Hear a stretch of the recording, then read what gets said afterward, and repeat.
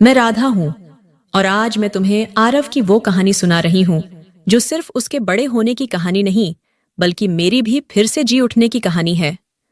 जब कभी मैं बीते सालों की तरफ देखती हूँ तो मुझे लगता है कि इंसान के जीवन में कुछ लोग ऐसे आते हैं जो उसके टूटे हुए हिस्सों को जोड़ देते हैं, बिना शोर किए, बिना कहे, सिर्फ अपनी मौजूदगी से। और मेरे लिए आरव वही इंसान था। भले ही वो बचपन में सिर्फ एक छोटा सा बच्चा था जिसके गालों पर हमेशा थोड़ी शरारत और आंखों में थोड़ी मासूमियत तैरती रहती थी। मैं कभी सोच भी नहीं सकती थी कि ये बच्चा मेरे जीवन की सबसे बड़ी ताकत बन जाएगा। जब मैं शादी करके इस घर आई थी तब मैं सपने लेकर आई थी, खुशियां लेकर आई थी, अपने पति के साथ एक शांत जीवन की उम्मीद लेकर आई थी। लेकिन किस्मत ने मेरे पति को बहुत जल्दी मुझसे छीन लिया और उसके बाद घर की हर आवाज, हर चीज, हर कोना मुझे उस खालीपन की याद दिलाता रहा जिसमें मैं डूब गई थी।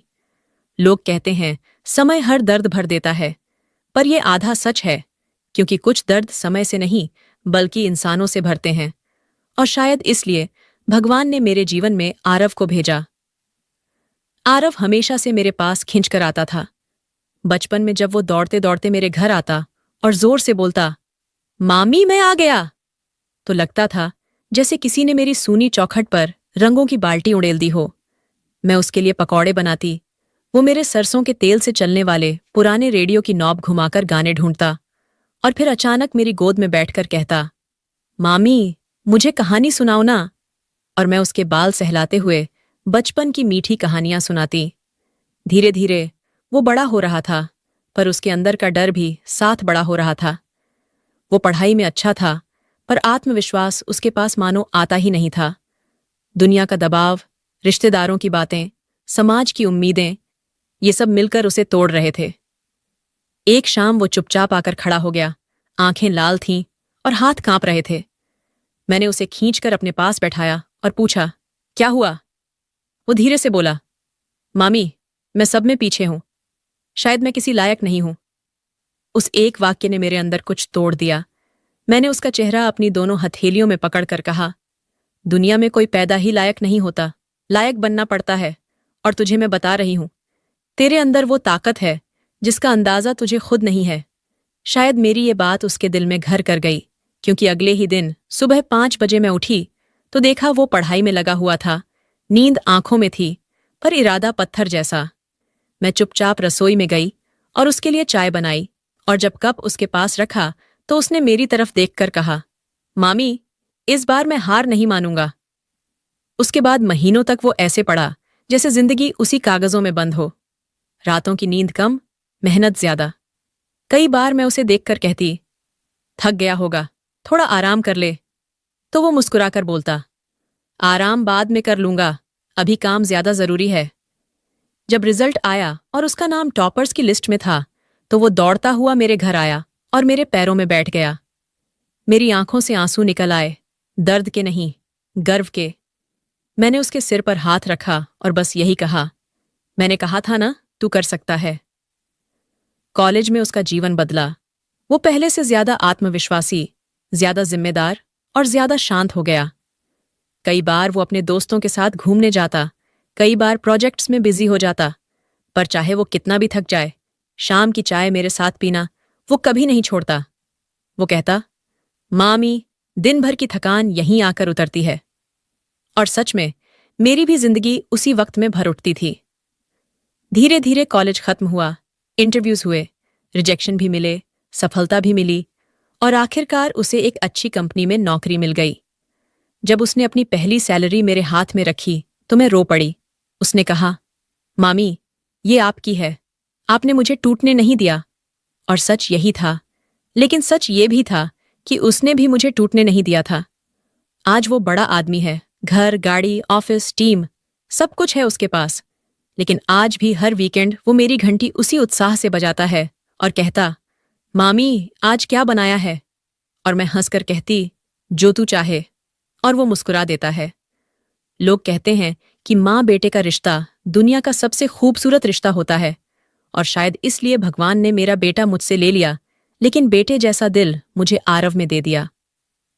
वो सिर्फ मेरा भांजा नहीं, मेरे जीवन की रोशनी है, मेरा सहारा है, मेरा गर्व है, और उसकी कहानी सुनाने में मुझे हमेशा ऐसा लगता है जैसे मैं अपनी कहानी भी दोबारा जी रही हूं। आरव की नौकरी लगने के बाद हमारी जिंदगी जैसे एक नई राह पर चल पड़ी थी। वो सुबह जल्दी उठता, तैयार होता, मेरे हाथ से बना खाना टिफिन में रखता और फिर जाते जाते धीरे से कहता, मामी, आपकी दुआ चाहिए बस। और मैं मुस्कुराकर उसके माथे पर हाथ फेर देती थी। उस रोजमर्रा की आदत में भी एक गहरा लगाव था, एक ऐसा प्यार जो रिश्तों की परिभाषाओं से कहीं ऊपर था। वो चाहे ऑफिस में कितना भी नाम कमा ले, कितनी भी पोजीशन पाले, पर घर लौटते ही मेरे आगे वही छोटा सा बच्चा बन जाता जो बचपन में आकर कहता था, मामी, मैं आ गया। फर्क बस इतना था कि अब उसकी आवाज में समझदारी और थकान दोनों होती थीं। कई बार वो ऑफिस की बातें लेकर बैठ जाता। किसका व्यवहार ठीक नहीं था, कौन उससे जलता था, कौन उसकी बात नहीं सुनता था, और मैं उसे शांत रहते हुए सुनती। फिर मैं वही बात कहती जो हमेशा उसके दिल को छू जाती थी, बेटा, इंसान तभी चमकता है जब उसके आसपास अंधेरा ज्यादा होता है, और तू इतना चमकने वाला है कि कई लोगों की आंखें छू दिया जाएंगी। वो ये सुनकर आधा थका हुआ माइंड भूल जाता था और फिर से मुस्कुरा देता था। जिंदगी आगे बढ़ती गई। एक दिन वो ऑफिस से बहुत देर से आया, चेहरा थका हुआ, आंखों में तनाव। मैंने पूछा, क्या हुआ? वो चुपचाप चारपाई पर बैठ गया और बोला, मामी, आज मुझे पहली बार लगा कि मैं संभाल नहीं पाऊंगा। जिम्मेदारियां बहुत बढ़ गई हैं। मैंने उसे देखकर कहा, जिम्मेदारियां बढ़ती हैं क्योंकि भगवान सोचता है कि अब तू उन्हें उठाने लायक हो गया है। उसने मेरी तरफ देखा, उसकी आंखों में फिर वही भरोसा उतरने लगा जो बचपन से आता था। जिस दिन उसे प्रमोशन मिला, वो भागते हुए मेरे घर आया, जैसे बचपन में रिजल्ट लेकर आया करता था। उसने कहा, मामी, मैं टीम लीड बन गया। और मैं हंस पड़ी, अरे वाह, तो आज मिठाई तो बनानी पड़ेगी। उस रात हम दोनों ने साथ में खीर बनाई। घर में फिर वही पुरानी खुशबू फैली जो किसी समय मेरे टूटे हुए जीवन में आशा की तरह उतरी थी। धीरे धीरे उसकी जिंदगी में कई नए लोग जुड़े, दोस्त, ऑफिस वाले, नए सर्कल। बट अजीब बात यह थी कि चाहे वो कितना भी व्यस्त रहे, वो मेरे साथ बैठकर चाय पीने का वक्त कभी नहीं छोड़ता था। वो कहता था, ये मेरी लाइफ का रीसेट बटन है।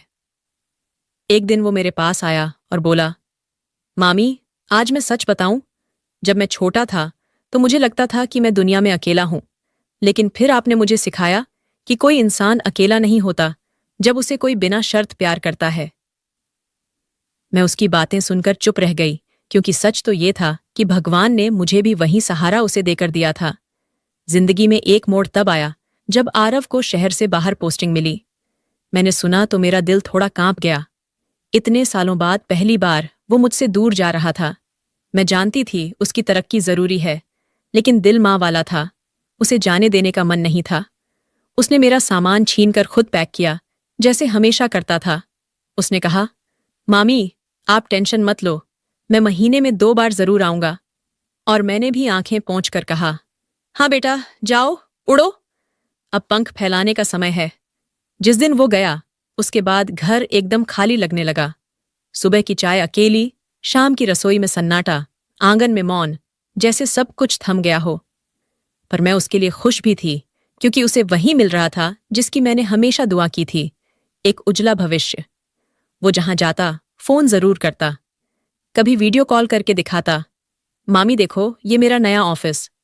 कभी कहता, आज खाना अच्छा नहीं बना, आपकी याद आ रही है। कभी कहता, यहां लोग बहुत अलग हैं, पर मैं संभाल रहा हूं।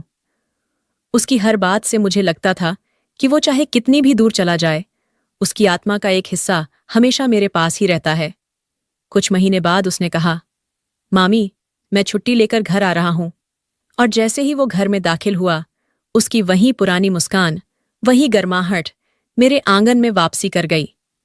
मैंने उसे गले लगा लिया और वो बोला, आपको पता है, वहां जाकर समझ आया कि आप मेरे लिए क्या हो। उसके शब्द मेरे दिल में ऐसे उतरे जैसे किसी ने पुराने घाव पर मरहम लगा दिया हो। उस रात हम देर तक बैठे, बातें की, जीवन की, संघर्ष की, आगे की योजनाओं की। वो कह रहा था, मामी, मैं चाहता हूं कि आप किसी भी दिन अकेला महसूस न करें। मैं हमेशा आपकी जिम्मेदारी रहूंगा। ये सुनकर मैं चुप हो गई, क्योंकि सच तो ये था कि सालों पहले ये बच्चा मेरी जिम्मेदारी बना था और आज वही मुझे अपनी जिम्मेदारी बता रहा था। यही प्यार है, यही जीवन का सबसे सुंदर स्वरूप है। धीरे धीरे उसकी पोस्टिंग बदली, वो वापस शहर आया और हमारा वही पुराना रूटीन वापस शुरू हो गया। अब वो और भी परिपक्व हो गया था।